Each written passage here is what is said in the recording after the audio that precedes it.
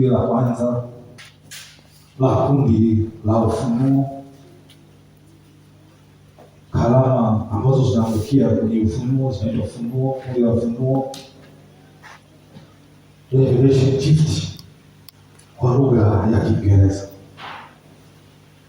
Na tulipitia tu baadhi ya malengo ya zile karama,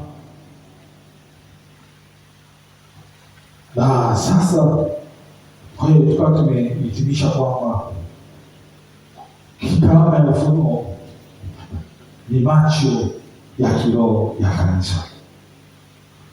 Bila karama hizi ambazo zinaangukia kwenye kundi la ufunuo, revelation gift, kwa maana ya neno la hekima, neno la maarifa na kupambanua lugha, kupambanua roho, hizi zote zinaangukia kwenye kundi la ufunuo. Kwa hiyo hizi karama za ufunuo ni karama, ni sawa na macho ya kiroho ndani ya kanisa. Zinapokosekana hizi, kanisa linakuwa gizani, linakuwa linaenda kwa hali ya kibinadamu, basi sio katika mtazamo wa kimungu au uongozi wa Roho Mtakatifu.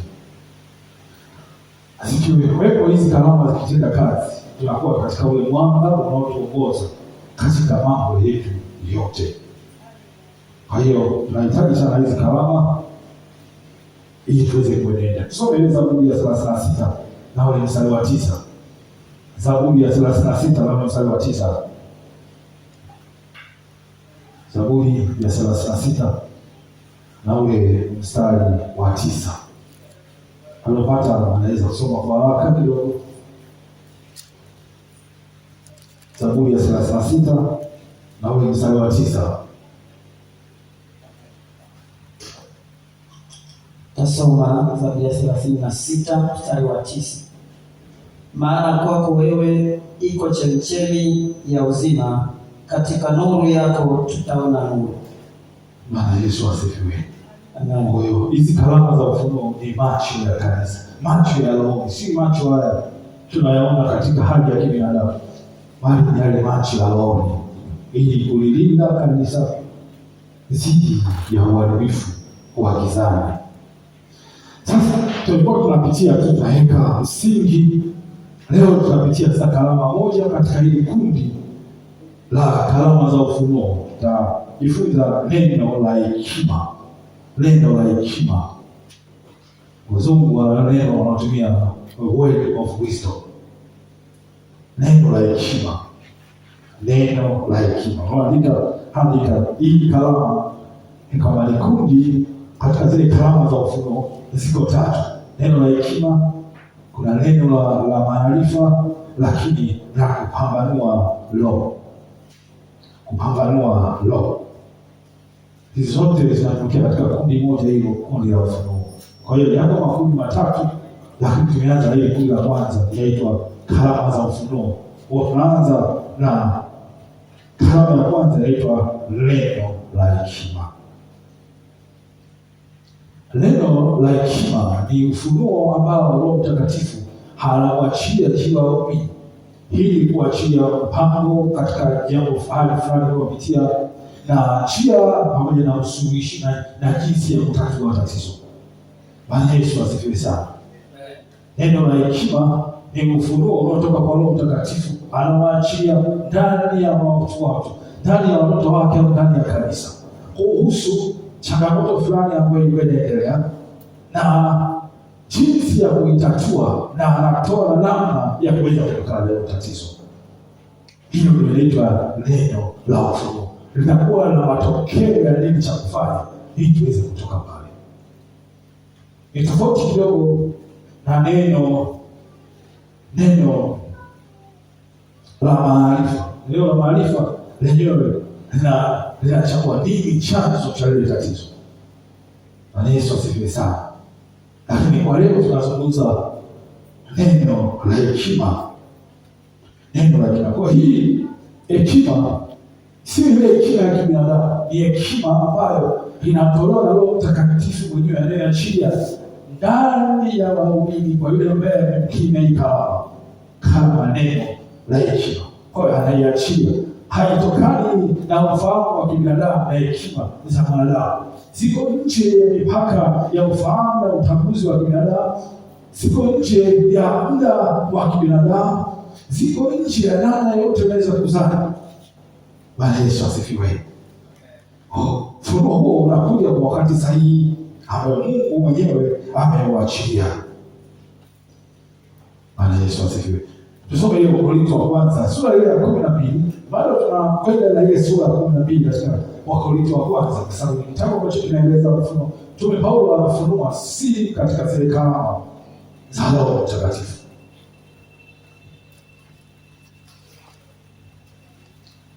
Wakorintho wa kwanza sura ya 12 mstari wa 8. Kisoma sura 8 nasema, maana mtu mmoja kwa Roho apewa neno la hekima, na mwingine neno la maarifa, apendavyo Roho yeye. Sasa tuko katika kuzungumza neno la hekima. Lakini tusome Yakobo 3:17. Yakobo 3:17.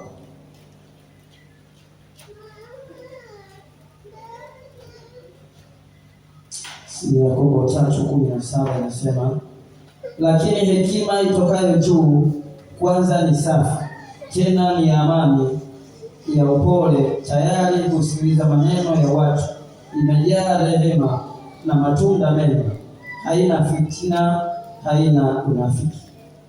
Kwa hiyo Yakobo ni ndugu yake Bwana kuzaliwa kabisa. Anazungumza lakini hekima itokayo juu kwanza ni safi, tena ya amani, upole na imejaa rehema. Anaizungumza kama ni hekima itokayo juu, sio hekima ya binadamu. Kwa hiyo hii neno la hekima ni ufunuo wa kiungu unaoletwa na Roho Mtakatifu mwenyewe juu ya hali fulani au jambo fulani lililoendelea ambalo limefichwa kwa macho ya kibinadamu. Yeye analiachia, lakini anatoa namna bora zaidi ya namna ya kutekeleza na namna ya kuwa na utatuzi wa ile jambo ambalo lipo kwa wakati huu. Bwana Yesu asifiwe sana. Bwana Yesu asifiwe. Nakumbuka mfano mmoja, Yusufu tunaona mtumishi wa Mungu yule katika kitabu cha Mwanzo tukisoma vizuri. Tuna jinsi mfano alivyoota ndoto na ikamtatiza sana. Akaota zile ng'ombe, walikuwa ni ng'ombe 7 waliokonda na wengine wanono walikuwa wameshiba. Ghafla wale ng'ombe waliokonda 7 wakaja wakatafuta wote. Ilikuwa neno la hekima lilikuwa limeachiwa kwa wakati huo. Hii kwa ajili ya kuachilia utatuzi wa janga la njaa ambalo lilikuja kuikumba dunia nzima. Bwana Yesu asifiwe. Kwa neno la hekima linaachiliwa kwa ajili ya hali fulani iliyopo, na pia linaachia njia bora zaidi. Tunaona hata wakati mfalme ameshindwa, ameita wanajibu pamoja na wachawi kuja kuweza kuelezea ile ndoto, lakini hakuna aliweza kuitatua. Ndipo Yusufu mtumishi wa Mungu alipotumia neno la hekima akaisema na akatoa utatuzi wa namna ya kufanya. Akamwambia, imekupasa utafute mtu mmoja mwenye hekima atakayesimamia jambo hili. Kwa neno la hekima linakuja na ufunuo wa namna ya kutatua. Taona mbele kidogo mifano kwa undani kulingana na neno la Mungu ili tuweze kuelewa kwa undani zaidi. Tusome ile Mithali 2 na ule mstari wa 6. Mithali 2 na ule mstari wa 6. Mithali 2:6 inasema, kwa kuwa Bwana huwapa watu hekima, kinywani mwake hutoka maarifa na ufahamu.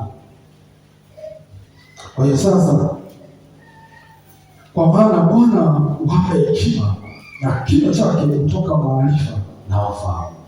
Yeye Bwana anaachilia hekima, lakini kinywa chake, neno la Mungu linasema, hutoka maarifa na ufahamu, nje ya akili za binadamu na mipaka ya binadamu. Kwa hiyo sasa, hii hekima inatenda kazi pale ambapo Mungu anapoachilia ufahamu wake juu ya mwanadamu. Kwa hiyo utaona kama kinywa cha mwanadamu kimetumika kuzungumza, lakini si hekima ya kwake, bali ni hekima ile iliyotoka juu mbinguni. Bwana Yesu asifiwe. Tuone mambo matatu ambayo tutayaangalia hapa ya mwili. Mambo matatu tuangalie katika kipengele hiki cha neno la hekima. Neno la hekima linapokuja linaashiria kwamba ni wakati gani jambo lifanyike. Mambo matatu ya kuzingatia katika neno la hekima linaashiria katika ule utatuzi, ni wakati gani ile jambo lifanyike, wakati gani jambo lifanyike. Kwa Mungu huwa anafunua hata muda sahihi kwa lile jambo ambalo linatakiwa kutatuliwa au kufanyika. Tolea mfano wa Yusufu, akawaambia imekupasa sasa uweze kuchagua mtu atakayesimamia hili jambo hili. Pamoja kwamba limefunuliwa kwamba kuna njaa inakuja, miaka 7 itakuwa ya neema na miaka 7 mbele itakuwa ni njaa, na chakula chote kilichovunwa katika ile miaka 7 ya kwanza itakuwa kama si kitu, kama atapatikana mtu sahihi atakayesimama ili kuweza kuvuna chakula chote kwa miaka yote hiyo 7, na atakayetunza vizuri kulingana na ufunuo ambao Roho Mtakatifu ameuachia mwenyewe. Kwa hiyo hili neno la hekima cha kwanza ndani yake linapoachiliwa juu ya tatizo fulani, linakuja na wakati gani jambo lifanyike. Kwa lazima jambo hili, neno hilo la hekima liseme ni wakati gani liweze kufanyika, ni jambo gani lifanyike kwa wakati sahihi, kwa wakati huo neno linapoachiliwa. Tusome Mhubiri 3 mstari wa kwanza. Mhubiri 3 mstari wa kwanza unasema kila jambo lifanyike linafanyika kwa majira na nyakati sahihi.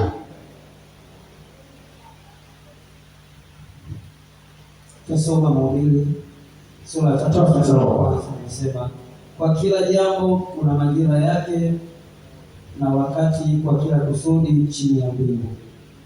Kwa hiyo kwa kila jambo kuna majira yake. Kwa hiyo Mungu huwa anaachia wakati gani jambo lifanyike, na yeye ndio anaachia hekima ili tukafanya mambo kwa kupa bila utaratibu. Yeye anaachia wakati gani ambapo kufanye kwa namna sahihi zaidi. Kwa hiyo neno la hekima linapoachiliwa, cha kwanza kuna mambo matatu. Jambo la kwanza ni wakati gani jambo lifanyike. Lile neno litaachia kila ile tatizo, lakini ni njia gani itumike. Bwana Yesu asifiwe. Ni njia gani itumike. Kwa hiyo hekima inaonyesha pia ni namna gani ya lile jambo ambalo hekima ya kimungu iliachia ili kuwa na utatizo, kuwa na ule utatuzi. Kwa hiyo unatumia njia gani? Kwa mfano Yusufu alipoambiwa pale, aliambiwa kwamba patikane mtu, na huyo mtu kile chakula kilime kote. Bwana Yesu asifiwe. Na kukapeka utaratibu mzuri ambao chakula maghala yakajengwa katika ile nchi yote ya Misri. Kwa hiyo ni kwa jinsi gani ile hekima ya Mungu inaachia juu ya wakati huo. Sasa itategemea ni jambo gani kulingana na Roho mwenyewe ameliachilia, lilikuwa limefichwa nje ya ufahamu wa kibinadamu na akili za kibinadamu. Bwana Yesu asifiwe. Soma ile Isaya 55 mstari wa 8 na 9. Inasema mawazo yangu si mawazo yenu. Tusome ile Isaya 55 mstari wa 8 na 9. Kwa hekima yake ni hekima ambayo yapita mawazo yetu ya kibinadamu. Hakuna mawazo ya kibinadamu ambayo yataweza kuichunguza hekima ya Mungu. Hekima ya Mungu inapokuja kwa wakati huo, itaachilia sasa ni njia gani itumike. Bwana Yesu asifiwe. Tusome Isaya 55 mstari wa 8 na 9. Tusoma, maana mawazo yangu si mawazo yenu, wala njia zenu si njia zangu, asema Bwana. Kwa maana kama vile mbingu zilivyo juu sana kuliko nchi, kadhalika njia zangu zi juu sana kuliko njia zenu, na mawazo yangu kuliko mawazo yenu. Sasa hebu angalia leo, mawazo yangu si mawazo yenu, na njia zangu si njia zenu. Kwa hiyo hii ni hekima. Hekima hii itaachia ufunguo wa namna Mungu anavyotaka jambo lifanyike na kwa jinsi gani. Si hekima ya kibinadamu itakayoamua njia za kufanya, bali njia za kufanya zitatokana na hekima ya Mungu, kutokana na neno la hekima lililoachiliwa kwa yule mtu ambaye ana hiyo karama ya neno la hekima. Bwana Yesu asifiwe sana. Hata wakati Yesu alipotoka neno la hekima kwa kila mtu, lilitoka kwa mtumishi wake aliyochea karama ya neno la hekima. Na miongoni mwenu hapa pia mtapata neema hiyo, mtapata neema hiyo, mtapata neema hiyo, mtapata neema hiyo.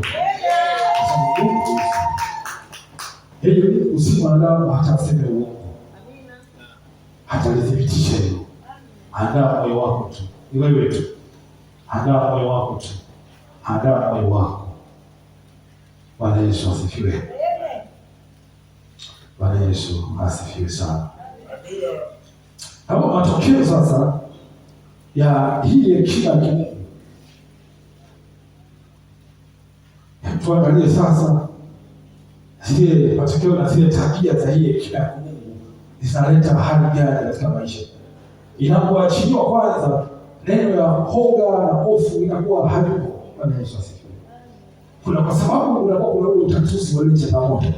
Yusufu mfalme alipoota ndoto alikuwa na hofu sana, hata usingizi ukawa unapaa.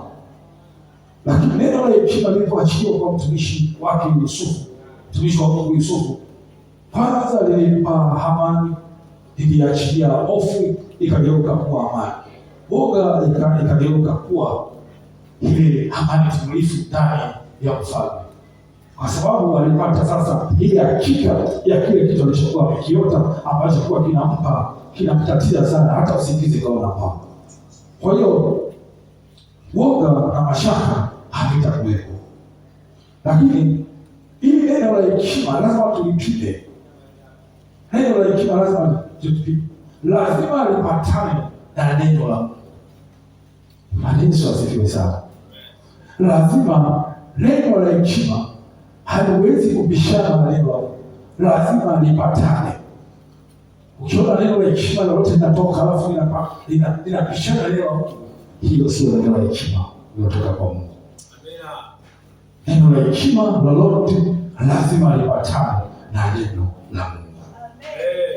Soma hiyo. Lakini pia litakuwa linaachia amani na kisio mkanganyiko. Amani linapoachiliwa halileti mgawanyiko. Bwana Yesu asifiwe sana. Haliwezi kuachia roho wakaachia jambo fulani halafu likatawanisha kabisa. Bwana Yesu asifiwe. Kama ni ndoa basi ndoa ikavurugika, kama ni taifa likagawanyika. Hapana, hiyo sio neno la hekima. Bwana Yesu asifiwe. Neno lote la hekima lolote linapoachiliwa linapatanisha, linaleta amani. Kulikuwa kuna amani ya kuwepo. Amen. Amen. Lakini pia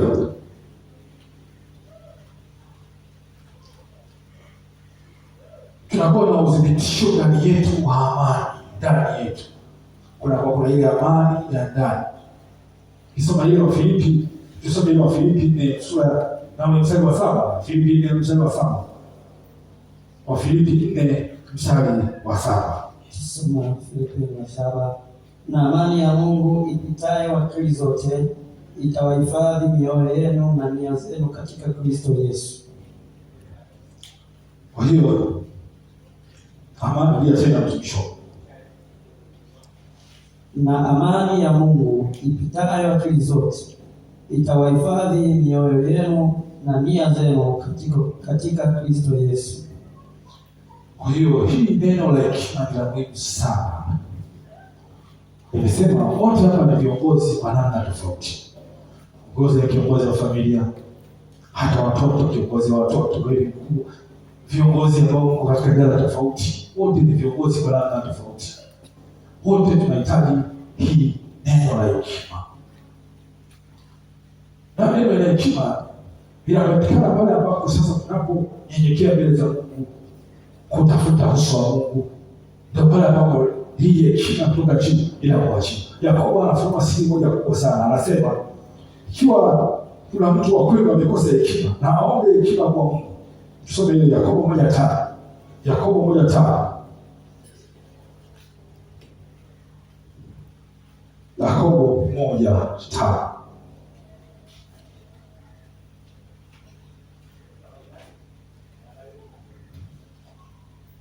Amen. Tusoma Yakobo sura ya 1 mstari wa 5, nasema lakini pia mtu wa kwenu akipungukiwa na hekima, na aombe dua kwa Mungu awapaye wote kwa ukarimu, wala akemei, naye atapewa.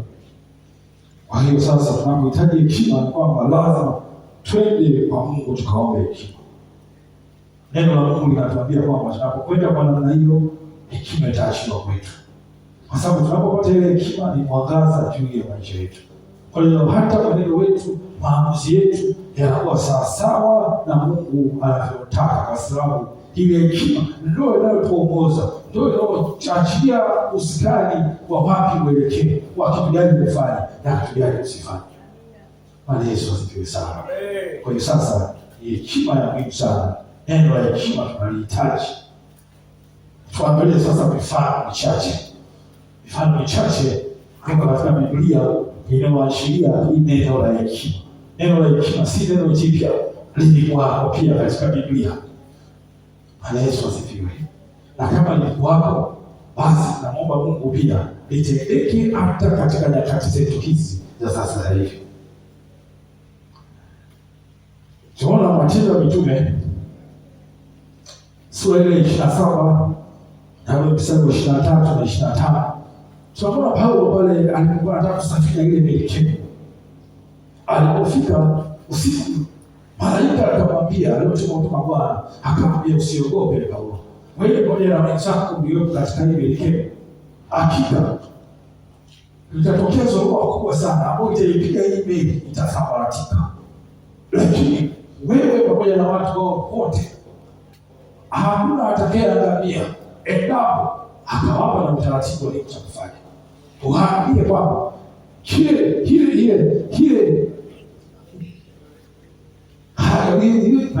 siku ambayo wameifuata katika ile meli waiachie.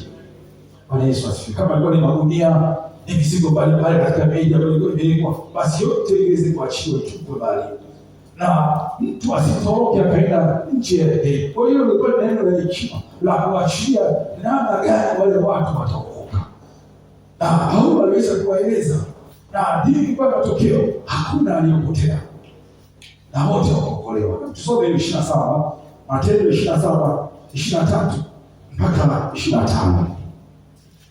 Amen. Tusoma, maana usiku huu wa leo malaika wa Mungu yule ambaye mimi ni wake, naye ndiye nimwabuduye, alisimama karibu nami, akaniambia, usiogope Paulo, huna budi kusimama mbele ya Kaisari. Tena tazama, Mungu amekupa watu wote wanaosafiri pamoja nao.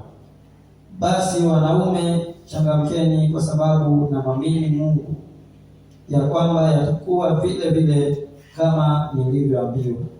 Lakini hatuna budi kupelewa katika kisiwa kimoja. Hata usiku wa 14 ulipofika, tulipokuwa tukichukuliwa huko na huko katika bahari ya Adria, kama usiku wa 8, baharia wakadhani ya kuwa wanaikaribia nchi kavu. 28 wakatupa bildi, wakapata pima 20. Wakaendelea kidogo, wakatupa bildi tena, wakapata pima 15.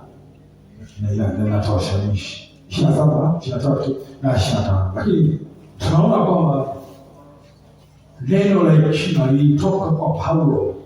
Anasema usiku ule nilipokuwa nikimwomba Mungu wao, yule Mungu, malaika wa yule Mungu ninayemwabudu mimi, kwa malaika alitumwa kwa Paulo kuweza kumpa neno la hekima ya nini vinatokea siku ya jambo linatokea labda siku 2 mbele. Kwa hiyo tunaona sasa ile neno la hekima. Kumbuka ile mambo matatu tuliyazungumza, mambo matatu kwamba litaashiria wakati gani jambo lifanyike, ni njia gani itumike, na kusudi la Mungu lilo nyuma ya arifa. Kwa hiyo ukiangalia vizuri hii Paulo wakati anaeleza wale maaskari hawapa na utaratibu. Ukisoma vizuri, ukiendelea kusoma vizuri sura 27 mstari wa 23 na kuendelea, ile utaona namna ambavyo Paulo alikuwa anaeleza kile kitu ambacho kapewa ufunuo. Na tunaona kwamba aliwaambia kwamba mtu yeyote hataangamia ila mimi tu ndio itaharibika. Kwa hiyo tunaona kumbe Paulo alianza kuona kwanza wakati hakuna jambo limetokea, hakuna hata dalili za aina yoyote. Huyo Paulo alionyesha tayari, aliona misukosuko ya baharini inapotokea, hakuna giza kuu ambayo itaipiga ile meli, hata ataanza kuhangaika kisiwa hiki na kisiwa kile. Lakini mwisho wa siku neno lake ndio limesimama, akasema malaika akasema, Mungu amekupa hawa watu. Kwa hiyo kumbe ule wokovu ulikuwa juu ya Paulo, yeye ndio alikuwa anaamua kutokana na ule ufunuo uliokuwa umeachiwa. Kwa neno la hekima linaachia ni namna gani. Bwana Yesu asifiwe sana. Ni tofauti kidogo na neno la maarifa. Tajifunza wiki ijayo. Kwa hiyo ni suluhisho la kimungu ambalo lilikuwa nje kabisa na ufahamu wa kibinadamu. Tuangalie tena mfano wa pili katika hili Wafalme wa Kwanza sura ya 3 mstari wa 9 na wa 12. Tunaona Mfalme Sulemani wakati tu amepewa mamlaka ya kifalme, akamwomba Mungu, akamwambia Mungu, naomba unipe hekima. Hakuomba utajiri, hakuomba umaarufu, akamwambia naomba unipe hekima ili niweze kujua namna ya kuingia na kutoka, ili niweze kujua namna ya kuongoza watu wako. Tunaona sasa hata zile kesi za wale wanawake wawili waliokuwa wamekuja wakiwa kila mmoja na mtoto wake, wakiwa wamelala sehemu moja baada ya kuwa wamejifungua kila mmoja na mtoto. Kwa bahati mbaya, kwa sababu walikuwa wamelala kwenye kitanda kimoja kila mmoja na mtoto wake, ikatokea kwamba mwanamke mmoja wapo alimlalia kwa bahati mbaya mtoto wake akawa amefariki. Na alipofariki akamchukua ile mtoto mwenzake, kwa sababu alikuwa usingizini na akuona chochote kinachotokea, akambadilisha. Kwa hiyo kesi ikaenda kwa mfalme. Mfalme kwa sababu ya ile neno la hekima, ile kalama ya hekima ambayo iko ndani yake, ikampa ni nini cha kufanya kwa wakati huo. Bwana Yesu asifiwe sana. Tuisome kidogo, tusome tuone Wafalme wa Kwanza sura ya 3 mstari wa 9 na wa 12. Amen. Tusoma. Kwa hiyo nipe mimi mtumwa wako moyo wa adili, ni wahukumu watu wako na kupambanua mema na mabaya. Maana ni nani awezaye kuwahukumu hao watu wako walio wengi? Neno hili likawa jema machoni pa Bwana, ya kuwa Sulemani ameomba neno hili. Mungu akamwambia, kwa kuwa umeomba neno hili, wala hukujitakia maisha ya siku nyingi, wala hukutaka utajiri wa nafsi yako, wala hukutaka roho za adui zako, bali umejitakia akili za kujua hukumu. Basi tazama, nimefanya kama ulivyosema. Tazama, nimekupa moyo wa hekima na wa akili, hata kabla yako hapakuwa na mtu kama wewe, wala baada yako hata inuka mtu kama wewe. 13. Na mambo yale uliyoyaomba nimekupa, mali na fahari, hata hapakuwa na mtu katika wafalme kama wewe siku zako zote. Bwana Yesu asifiwe. Kwa tunaona mfalme kama Wafalme sura ya 3 mstari wa 9, ile hekima ya kuamua nani hawezi kukutana na wale wanawake wawili wale. Tunaona sana mfalme anatoa maamuzi, anaita panga aletee. Bwana Yesu asifiwe sana. akaomba yule mtoto leo hai alete kwa mfalme na panga, akaamuru panga lije alikate vipande viwili katikati, kwamba huyu apate nusu mtoto au nusu mtoto. Lakini si kwamba kusudi la mfalme ilikuwa kumkata yule mtoto. Tunaona sasa yule mama ambaye alikuwa ndio mtoto wake halisi akasema, yeye mfalme, usifanye hivyo, huyo mtoto mwache huyu mwenzangu amchukue hayo wa kwake. Lakini yule mwingine alisema akatwe. Kwa tunaona sasa mfalme akagundua kwamba huyu mtoto ndio huyu mwingine, akaamua apewe yule mama mwingine ambaye alikuwa anasema asikatwe. Kwa neno la hekima litatusaidia katika mambo yetu pia.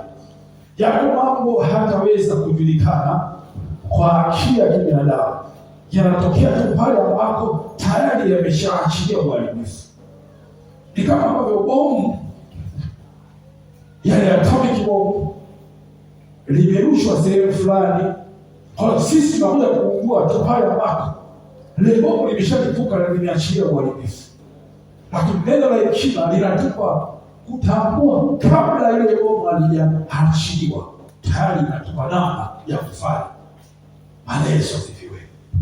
Bwana Yesu asifiwe. Tuangalie pia mfano mwingine wa mwisho wa Yesu Kristo mwenyewe. Yesu Kristo mwenyewe, tukisoma katika Yohana 8 sura ya 6 na mstari wa 11, nakumbuka Mafarisayo walimletea mwanamke ambaye alikuwa amekamatwa kwenye uzinzi, wakataka kumjaribu. Wakamwambia, huyu mwanamke tumemkamata kwenye uzinzi, na sheria ya Musa inatutaka mtu ana hii tumpige kwa mawe mpaka afe. Wewe unasemaje? Wakitaka kumshtaki wamkamate, kwa sababu walijua kabisa kwamba Yesu hawezi kuruhusu mtu apigwe kwa mawe. Bwana Yesu asifiwe. Tunaona neno la hekima Yesu alichofanya, akainama chini, akachora kitu, akainama tena, akawatazama, akawaambia, asiyokuwa na dhambi na awe wa kwanza kumpiga mawe. Akainama tena, akaandika. Biblia inatuambia dhamiri zao zikaanza kuchomwa. Tusome sasa hivi Yohana 8 mstari wa 6 na 11. Tusoma. Nao wakasema neno hilo wakimjaribu, ili wapate sababu ya kumshtaki. Lakini Yesu akainama, akaandika kwa kidole chake katika nchi. Nao walipozidi kumhoji, alijiinua akawaambia, yeye asiye na dhambi miongoni mwenu na awe wa kwanza wa kumtupia jiwe. Akainama tena, akaandika kwa kidole chake katika nchi. Nao waliposikia wakashtakiwa na dhamiri zao, wakatoka mmoja mmoja wakianzia tangu wazee hata wa mwisho wao. Akabaki Yesu peke yake na yule mwanamke amesimama katikati. Yesu akajiinua asimuone mtu ila yule mwanamke, akamwambia, mwanamke, wako wapi wale washtaki wako? Je, hakuna aliyekuhukumu kuwa na hatia? Akamwambia, hakuna Bwana. Yesu akamwambia, wala mimi sikuhukumu, enenda zako, wala usitende dhambi tena. Kwa hiyo sasa tunaona neno la hekima liliokoa kwenye mtego wa kwanza, Yesu mwenyewe kushtakiwa, lakini pia lilimwokoa huyu mwanamke kutokana na hatari ya kuuawa. Wao watu walikuwa ni hawatanii kweli, walikuwa pia ile kupiga mawe, walikuwa wanapiga mawe kweli. Bwana Yesu asifiwe. Kwa tunaona sasa neno la hekima linaweza likaachilia uponyaji. Neno la hekima linaweza likaachilia, ilikuwa kuna hatari kwa kuna uzima. Akamwambia, usitende dhambi tena. Zile dhamiri zilipokuwa zinachoka, hazikuchoma tu dhamiri za wale watu walikuwa wanakwenda, hata dhamiri yule mwanamke nayo ilikuwa ndani yake. Kwa baada ya hapo ndio Yesu akamwambia, usitende dhambi tena, kwa sababu dhambi zako zote zimesamehewa. Huna dhambi tena, usitende dhambi tena. Bwana Yesu asifiwe. Neno la hekima. Hizi ni karama, kama Roho Mtakatifu asingeziona ni za muhimu kwetu, asingeziachia leo, na wala zisiandikwa kwenye kitabu. Zimeandikwa na zimeachiwa kama yeye apendavyo. Sasa kama hawaoni watu hawajakaa katika hali ya kupokea, Roho Mtakatifu anahuzunika sana, kwa sababu yupo uwezekano wa watu tukaondoka duniani hapa hata hatujai na hizo karama kutenda kazi wake. Si kwa sababu Roho wa Mungu hayupo, ila kwa sababu sisi wenyewe. Asema watu wangu wanaangamia kwa kukosa maarifa. Roho Mtakatifu yuko pembeni, anahuzunika kwa sababu anaona yuko tayari kuachia karama, lakini wewe hauko tayari kuzipokea. Bwana Yesu asifiwe. Hili linapoachiliwa, inaachiliwa kwa makusudi kabisa, kwa ya kutuandaa ili kuweza kupokea hii neno la hekima. Bwana Yesu asifiwe sana. Kwa hiyo tunapaswa kumwomba Mungu kama vile Yakobo 1:5 hili neno la hekima tuweze kupata hiyo hekima. Na leo tutakwenda kumwomba Mungu baada ya dakika chache mbele. Itatusaidia sana kufanya maamuzi kama ambavyo unaona Yesu alifanya maamuzi, mfalme alifanya maamuzi, wote walifanya kwa sababu ya neno la hekima. Hata sisi tunahitaji neno la hekima tufanye maamuzi yaliyo sahihi zaidi. Lakini sio tu hivyo, inasaidia pia hata waombaji. Huko ndani kuna wanaombi. Ni aibu sana kusema kuna wanaombi ni watu fulani tu. Bwana Yesu asifiwe. Amen. Na sisi tunamfuata Yesu Kristo, ambaye ndio kielelezo chetu. Yeye alikuwa anaomba usiku na mchana. Hata akienda kwenye milima anaomba. Pamoja na kwamba alikuwa katika utumishi wake, hakuna anaweza kufanana naye. Lakini alikuwa anatenga muda kuomba. Yeye ndio kielelezo hata sisi pia. Tukisema wanaombi watu fulani, wote tunapaswa kuwa wana maombi. Bwana Yesu asifiwe. Kwa hii karama ya neno la hekima itakusaidia hata kujua nini cha kuomba ili mapenzi ya Mungu. Kwa hiyo itakuwa inaachiliwa, kuna hatari, tuombe hiki. Bwana Yesu asifiwe. Ni muhimu sana. Ndio maana hata ile Mithali 3:5-6 tusome hiyo. Mithali 3:5-6.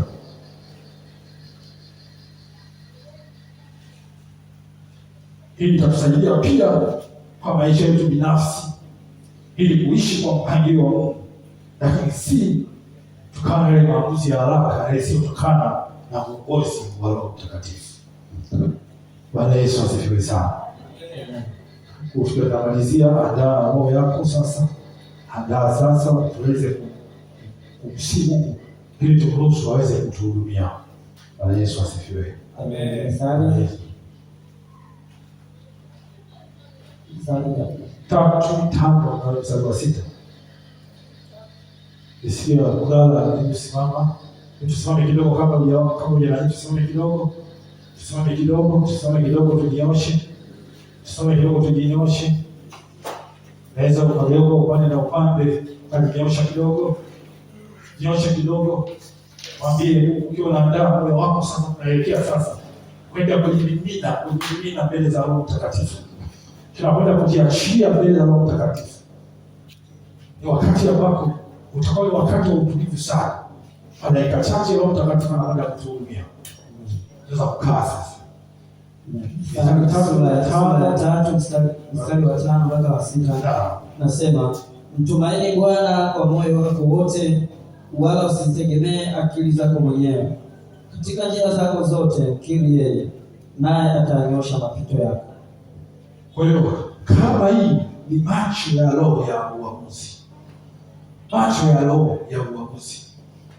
Ni kabla hujafanya uamuzi ambao ni hatari.